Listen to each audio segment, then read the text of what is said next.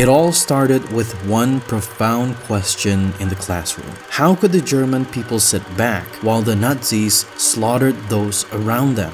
Ron Jones found himself at a loss for words. He didn't have an answer, at least not one that truly satisfied him. The question haunted him, lingering in his mind long after the class had ended. But Jones was not just any teacher. He was the kind of teacher every student wished for, charismatic, engaging, and deeply invested in their learning. He did innovative things too. He was bringing guests to the class. Very interesting, controversial guests. He brought in a communist, he brought in a Klansman, he brought in a member of the American Nazi Party to talk about white supremacy. All the way through, he was presenting different sides of every question. I remember when we studied about Vietnam, he made us write 10 arguments for, 10 arguments against. He didn't try to be above you. He tried to, I would say that Jones had a capacity to teach with you. And for Jones, caring for his students meant more than just delivering lessons. Determined to teach them in a way they would never forget, he devised an experiment that would literally change their life. One that would challenge not only their understanding of themselves, but also our collective understanding of human nature. When the students arrived, they noticed the chairs and tables were arranged into 6 neat rows, and the room echoed with the dramatic strains of Wagnerian music. The students, accustomed to a free-flowing atmosphere, were left wondering what they were going to learn that day. It's normal for them to wonder, but this time, something felt different, unnerving even. It's funny, he didn't quite have the smile in his expression. He didn't quite have the smile in his eyes either. And then, he broke his silence and gave them a unified goal. I remember clearly from him and classmates that if we followed what was asked of us, we'd all get A's. He said that if we were active party members, we would get an A. If we were passive party members, we would get a C. If we tried a revolution and failed, we would get an F. But if our revolution succeeded, we would get an A. To make matters even more confusing is when he wrote "strength through discipline" on the blackboard. Today I'm going to talk to you about discipline. Power through discipline. Success? Success from discipline. You play football? You know it takes discipline to win. What about ballet dancers? Same goes with painters, scientists. It is all discipline. Control. The strength of the will. He wanted his students to succeed, so to achieve that, he devised a few simple exercises. One of the first things that he did for us was give us an exercise where we put our hands behind our back and lock them together. Then, he told the students to stand outside the classroom and wait until he called them in. As soon as they entered, they were to enter as swiftly as they could, assume their seats with perfect posture, and all the while, he would record how fast they were. And then Mr. Jones would look at the stopwatch and say, I think we can do it faster.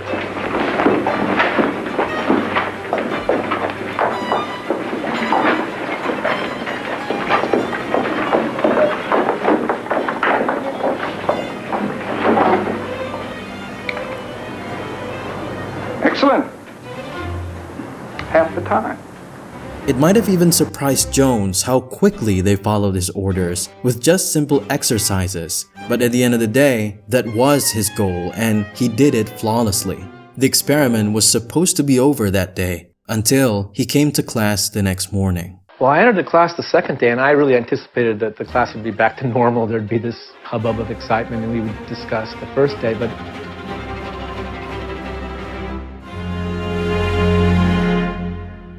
But before we dive into what happened next, let me spoil something for you. Ron Jones never actually did answer his students' question. Sure, he started a revolution and things spiraled completely out of control, but the original question still remained. How could the German people sit back while the Nazis slaughtered those around them?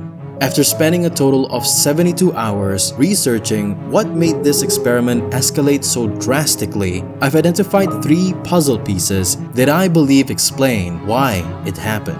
And as we walk through the story together, I'll reveal them one by one so it'll make sense. Now, discipline is one thing, but there's something more. It's community. This was the moment when it all changed for Jones, because instead of taking responsibility over the class, he completely forgot both the lesson he wanted to teach and his role. We need a symbol for our new community. A wave is a pattern of change. It has movement, direction, and impact. And from now on, we will be known as the wave.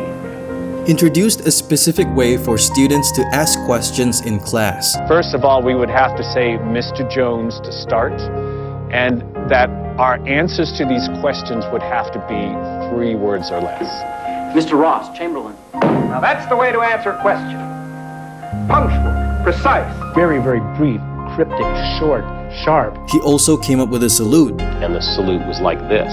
It was pretty much just like, and we had to do this, right, when we saw each other or something. And ID cards. He gave us our third wave ID cards. And this was, again, I just reached in my drawer and there was a bunch of index cards. So I pulled them out and passed them out to each student. This is a Strength Through Discipline membership card. And just as things were starting to get serious, doubters began to emerge as well. I'm a big question asker, and lo and behold, that is precisely what I did. I think I stood up by my desk and said, Mr. Jones, why can't we just say what we think? Why can't we just express our opinions about what we think about the third wave? And at that point, he said, you to the library for the rest of the semester. Understandably, there was no longer any room for dissent, and the formation of the third wave movement had never been clearer than on that day, as all the doubters were cast aside and labeled as the breakers. Jones wrote Strength Through Action, the final principle of the third wave movement. Now you are all to actively recruit new members. Each new member must demonstrate knowledge of our rules and pledge strict obedience to them.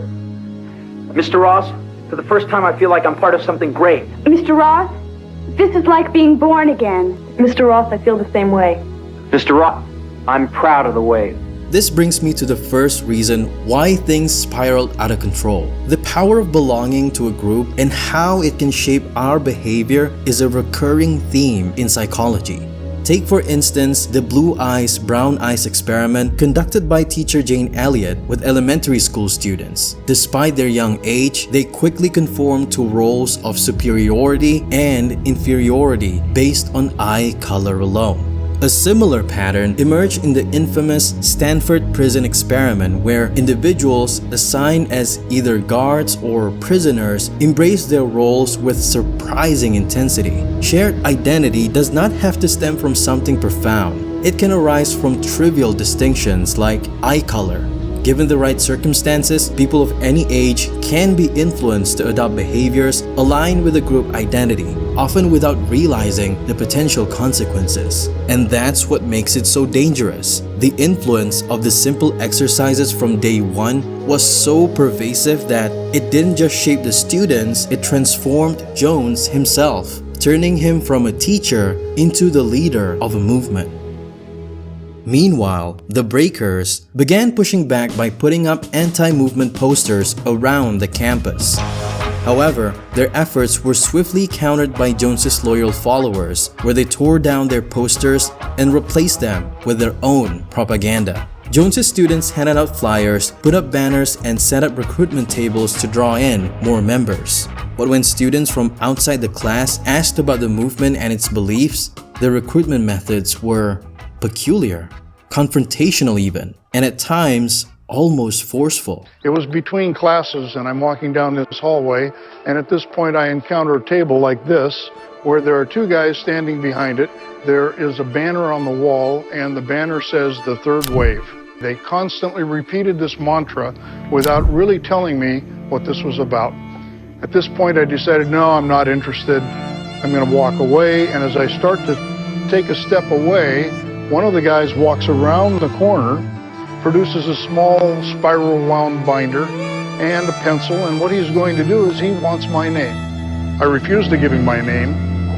The other guy started to move over like it was actually going to be confrontational.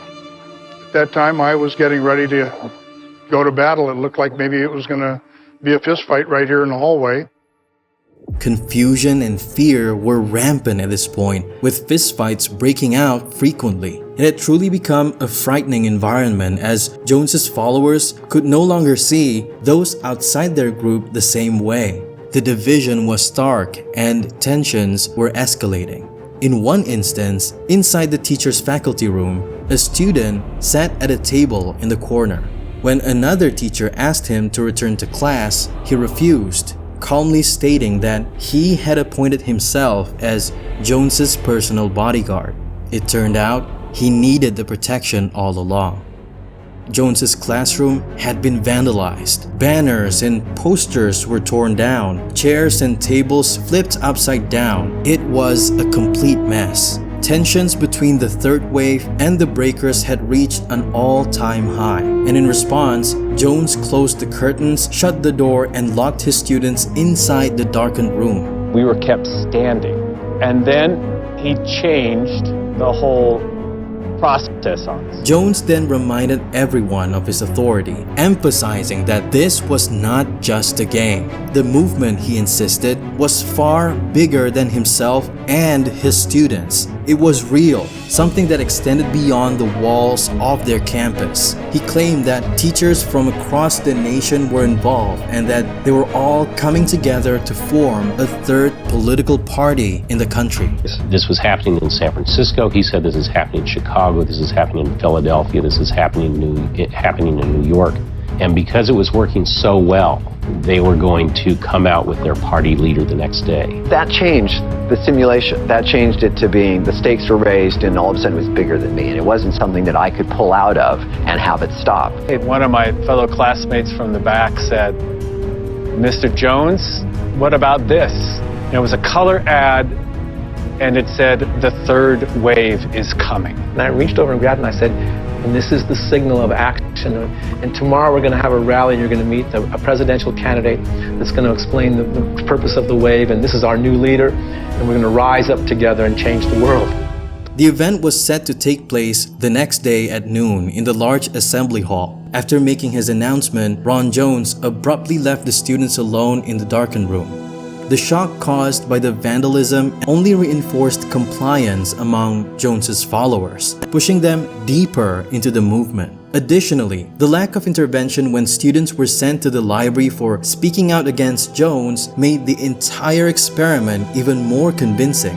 As more people witnessed these punishments without stepping in, the bystander effect took hold. The responsibility to intervene in the face of injustice diminishes when others remain passive. On top of that, the pressure to conform to the group's actions played a significant role, making it even harder for individuals to resist the movement's growing influence. With how fast things have developed in just 4 days, the real question remained: could it still be stopped? The day had finally arrived. The room was packed. Nearly 200 students filled the space. What had begun as an innocent classroom experiment had now consumed the entire school, as if everyone had fallen under a spell. In a moment, our national leader will address us. Robert? Mr. Ross, yes. Turn on the television set.